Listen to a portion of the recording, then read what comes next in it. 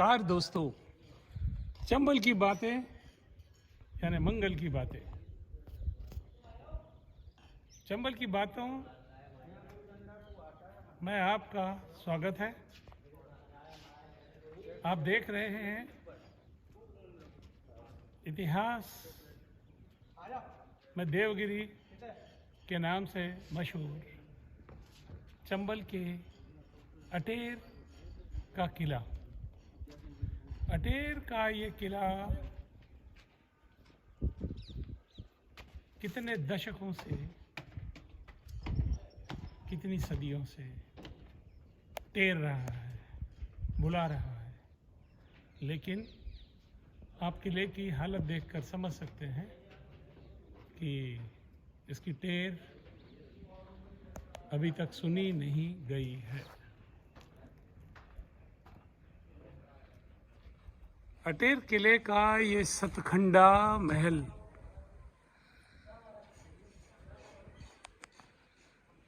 यहाँ राज्य शासन हर साल अटेर उत्सव करता है। मध्य प्रदेश शासन का संस्कृति विभाग प्रयास करता है कि यहाँ पर्यटक आएं और चंबल इलाके में कोई ऐसी आर्थिक गतिविधियां प्रारंभ हों जो यहाँ के युवाओं को रोजगार दें और पर्यटकों को घूमने का आनंद। लेकिन सारी कोशिशों के बाद भी अभी ये सफ़र सिर्फ कदम ताल कर रहा है, प्रारंभ हुआ नहीं है। चंबल की बातें में मैंने आपको बताया था कि चंबल नदी इस इलाके के लोगों का भाग्य बदल सकती है। और चंबल नदी कोई खून की नदी नहीं है, ये पुरुषार्थ की नदी है, ये साहस की नदी है।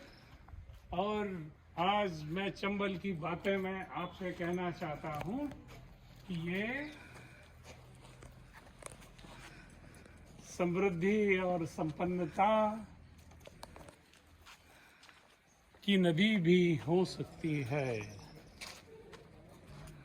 क्या करना पड़ेगा शासन को कि जिससे चंबल के इन बियाबान बीहड़ों में समृद्धि का संगीत गूंजे?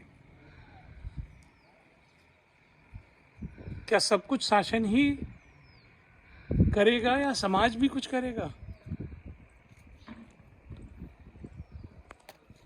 मुझे लगता है कि पिछले एक महीने में चंबल के अलग अलग इलाकों में घूमते हुए मैंने आपको यहाँ के मंदिर दिखाए हैं, चंबल के किनारे दिखाए हैं, और आज मैं आपको अटेर का यह सुंदर भव्य दुर्ग दिखा रहा हूँ जो भिंड के किले की तरह अंतिम सांसें ले रहा है। हालांकि इसे बचाने की सरकारी कोशिशें जारी हैं। चंबल की बातें करते हुए हमें ये स्वीकार करना चाहिए कि जब तक चंबल इलाके के लोग अपना मिजाज नहीं बदलते हैं, और जैसा कि मैं हमेशा कहता हूँ कि गुर्राहट की जगह मुस्कुराहट शुरू नहीं करते हैं, तब तक चंबल में आर्थिक गतिविधियां जोर नहीं पकड़ सकती। याद कीजिए कि सरकार ने करोड़ों रुपए लगाकर मालनपुर औद्योगिक क्षेत्र बनाया था। कैडबरीज जैसी कंपनियां थी मालनपुर में, और देश और दुनिया की मशहूर बहुत बड़ी बड़ी कंपनियां यहाँ काम करने आई। लेकिन वे सारी की सारी कंपनियां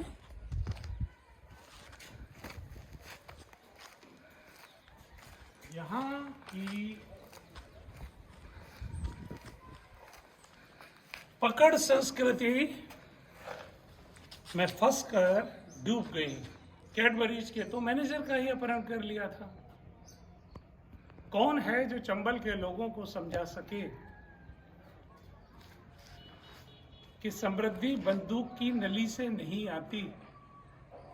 बंदूक की नली तो समृद्धि को तबाह करती है। जिस गन कल्चर से अमेरिका जैसी महाशक्ति परेशान है, वो गन शक्ति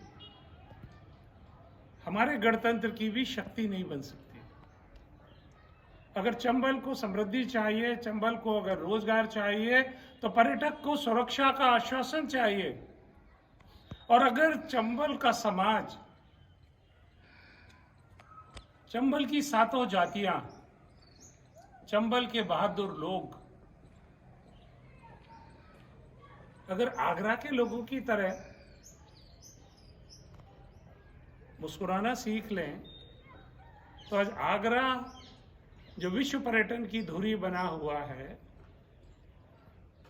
जहां लाखों पर्यटक आते हैं ताजमहल देखने के लिए, अटेर का ये किला आगरा के बहुत पास है। ये प्राचीन दुर्ग ताजमहल के पड़ोस में है। और मजे की बात, लाखों विदेशी पर्यटक ताजमहल देखने आते हैं और ताजमहल देखने के बाद उनमें से बहुत से पर्यटक चंबल सफारी करने आते हैं। उत्तर प्रदेश में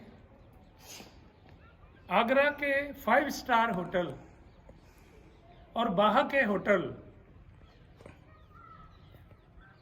विदेशी टूरिस्टों को चंबल सफारी कराने अटेर तक लाते हैं। चंबल नदी में नौकायन कराते हैं, ऊंट सफारी कराते हैं, कैमल सफारी।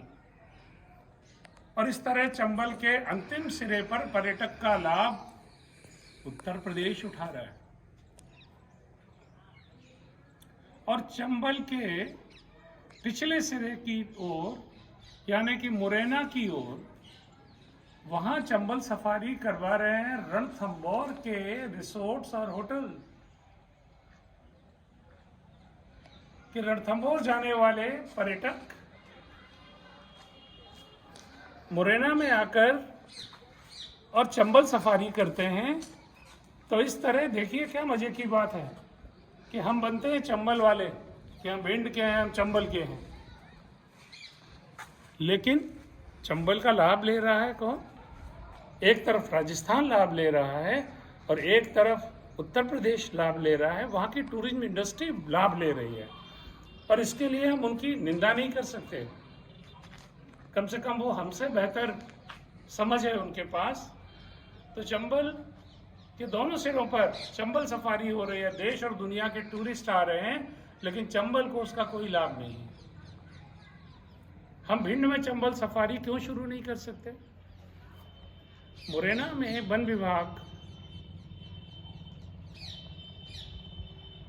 चंबल सफारी कराता है, उनकी नाव 400 रुपये लेती है और टूरिस्ट को चंबल में घुमाती है, जहां टूरिस्ट देखते हैं गंगा डॉल्फिन, घड़ियाल, मगर और ढेर सारे प्रवासी पक्षियों को। लेकिन भिंड में अगर आप इसका सुख लेना चाहें तो यह आपको उपलब्ध नहीं है। तो एक छोटी सी पहल मध्य प्रदेश शासन के वन विभाग की ओर से हो सकती है कि वो भिंड जिले में भी उनकी जो राष्ट्रीय चंबल सेंचुरी है, चंबल अभयारण्य है, उसके अंदर वो कोई जगह चुने और उस जगह में नाव और नौकायन की सुविधा पर्यटकों के लिए उपलब्ध कराएं। व्यवसायियों को चाहिए कि चंबल के किनारों पर सुविधा संपन्न होटल बनाएं और मध्य प्रदेश शासन को चाहिए कि चंबल के इस इलाके में एमपी टूरिज्म एक विशेष अभियान चलाकर लोगों का कल्चरल बिहेवियरल चेंज लाने की कोशिश करे, जो संभव है। आखिर ये चंबल के लोग ही तो हैं जो पूरे देश की टूरिज्म इंडस्ट्री में काम कर रहे हैं, अहमदाबाद में, सूरत में, गोवा में, दिल्ली में, आगरा में। तो जब सब जगह भिंड का आदमी पर्यटकों की सेवा कर सकता है तो अपने घर में क्यों नहीं कर सकता? और हमारे चंबल के किनारे तो इतने खूबसूरत हैं, स्वच्छ निर्मल जल है वहाँ का और स्वच्छ निर्मल वायु।